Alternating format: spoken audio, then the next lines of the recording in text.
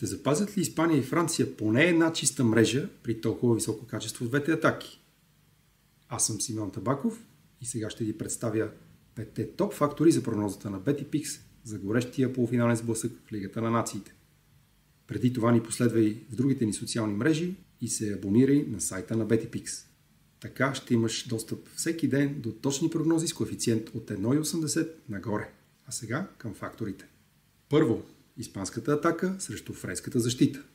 Ламин Ямал отряза главата на петела в полуфинала на Евро 24, за да се утвърди окончателно като наследника на Меси в световния футбол. Сега му се пада да развинтва Тео Ернандес или Люка Дин.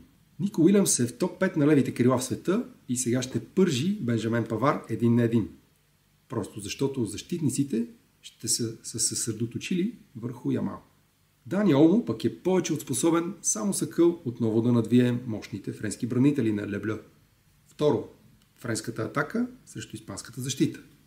Също като Ямал, Осман Дембеле ще иска да заяви претенцията си към златната топка в прекия им двубой. Килиан Мбапе пък ще играе разярен след проваления си сезон в Мадрид. Двамата при това имат луксозни помагачи.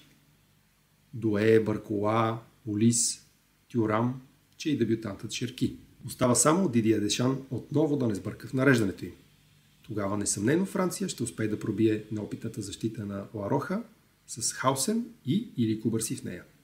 Трето, халховите линии. Субименди и Педри ще държат контрола в центъра и ще захранват с подавания при постепенни атаки нападателите на червените.